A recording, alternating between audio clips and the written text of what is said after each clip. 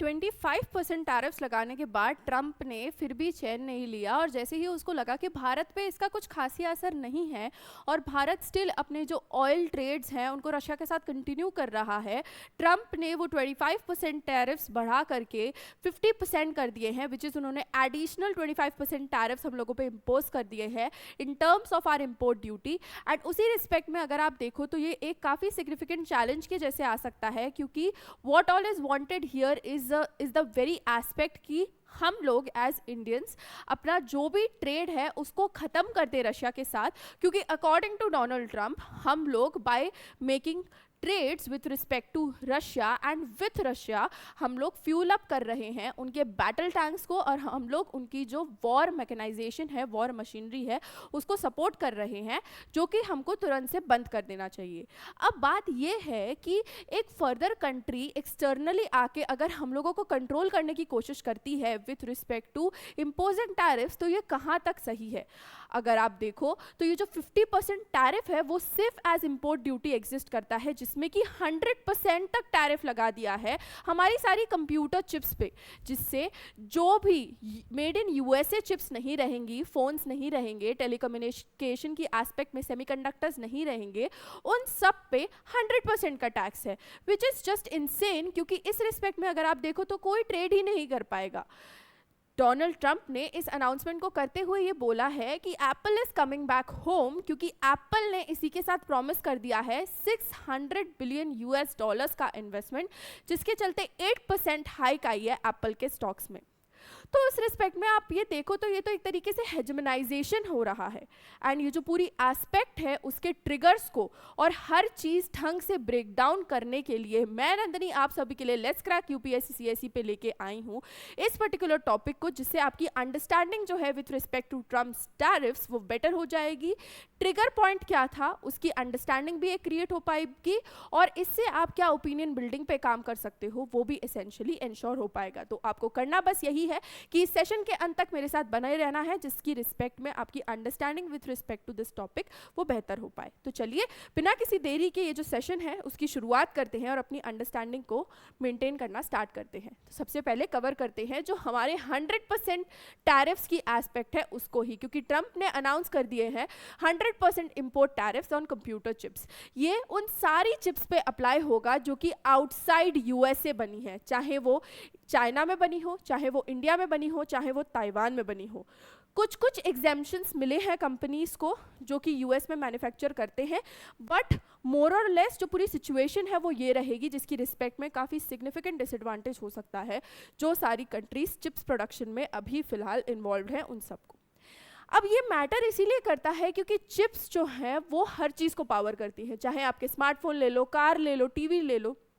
जिससे price high काफ़ी substantial आ सकती है हमारे इलेक्ट्रॉनिक प्रोडक्ट्स में ग्लोबली। क्योंकि इंडिया के एस्पेक्ट में भी हम देखें तो we are a growing chip hub since अभी सेमीकॉन हुआ था, तो अभी हमने बहुत सारे एडवांसमेंट्स किए हैं जिसकी वजह से अब हम डायरेक्टली अफेक्टेड हैं। अगर हम देखें तो एप्पल ने इस पर्टिकुलर नुआंस की वजह से 8% टैक्स गेन कर लिया है, क्योंकि एप्पल जो है वो एनीवे मेड इन यूएसए है, जिसकी वजह से अगर आप देखो तो एनवीडिया और इंटेल के स्टॉक्स भी राइज हुए हैं। हाउएवर इंडिया का सिग्निफिकेंट डिसएडवांटेज यहाँ पे हो सकता है, क्योंकि हमारी जो सेमीकंडक्टर स्ट्रैटेजी थी वो अब अंडर प्रेशर है because of all of these tariffs.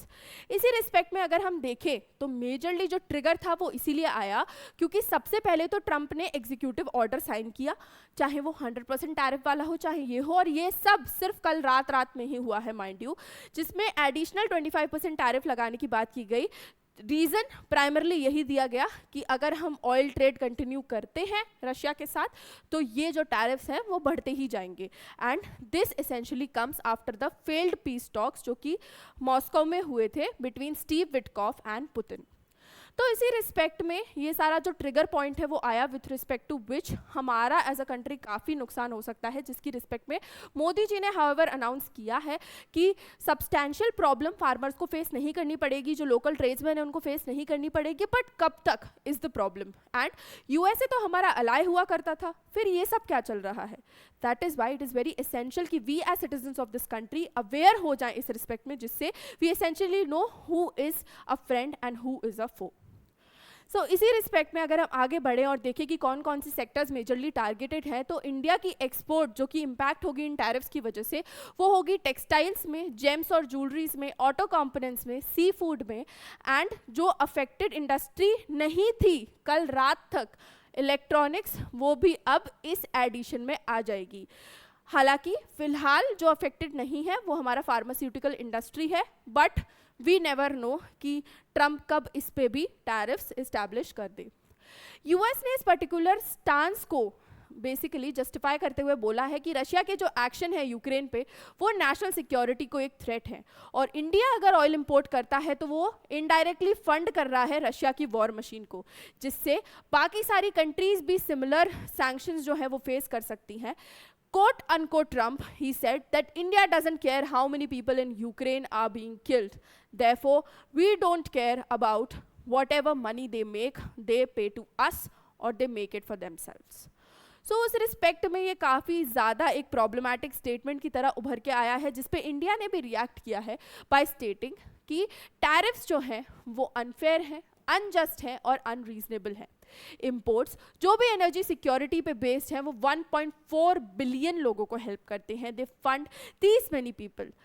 जिस पे हमारी जो मिनिस्ट्री ऑफ एक्सटर्नल अफेयर्स है उसने वार्निंग देते हुए कहा है कि जो भी नेसेसरी एक्शंस हैं वो हम ले लेंगे, जिसका हम अगर हिडन मैसेज खोजने की कोशिश करें तो वो ये है कि सारे नेशंस अगर एक जैसा कर रहे हैं प्रेजेंट टाइम्स में, तो आप सिर्फ इंडिया को क्यों टारगेट कर रहे हो? आपको सारे ही कंट्रीज को इक्वली ट्रीट करना चाहिए ना। तो उस रिस्पेक्ट में इंडिया ने अपना जो स्टांस है वो क्लियरली पुट फोर्थ कर दिया है, लेकिन फिर भी यहाँ पे प्रॉब्लम्स जो है वो रुकने का नाम नहीं ले रहे, क्योंकि जो 100% टैरिफ्स का एस्पेक्ट है वो इस पर्टिकुलर रिएक्शन के बाद ही आया था।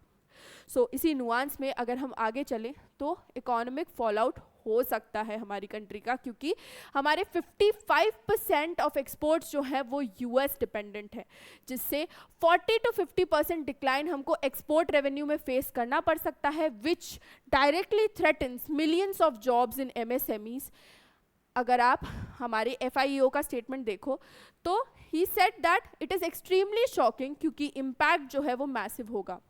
ऑफ कोर्स इस पे टॉक्स होंगे, ऑफ कोर्स इस पे बातें होंगी, but Trump is unpredictable, so we never know कि इसका आउटकम क्या होगा। मैं बस आपको पॉसिबिलिटीज़ बता रही हूँ कि क्या क्या हो सकता है, क्योंकि at the end of the day government भी हर चीज़ टैकल नहीं कर सकती, क्योंकि ये जो टैरिफ्स इम्पोजिशन है वो काफ़ी ज़्यादा मैसिव है। सो उसी रिस्पेक्ट में ये हमारी प्रॉब्लम की तरह आता है, जिसमें अगर हम स्ट्रेटेजिक और डिप्लोमेटिक फॉलोआउट के बारे में बात करें तो वो भी ऑन द टेबल है। It's not only the economics that might be hampered due to all of it, it is also the diplomatic relations, क्योंकि इसकी वजह से यूएस और इंडिया के जो रिलेशनशिप है वो डिटोरिएट हो रही है। रशिया ऑफ कोर्स स्ट्रेंथन कर रहा है बॉन्ड इंडिया के साथ, पर वो चाइना के साथ भी कर रहा है, तो हमारे पास एक हमारा स्पेसिफिक एलाय नहीं है।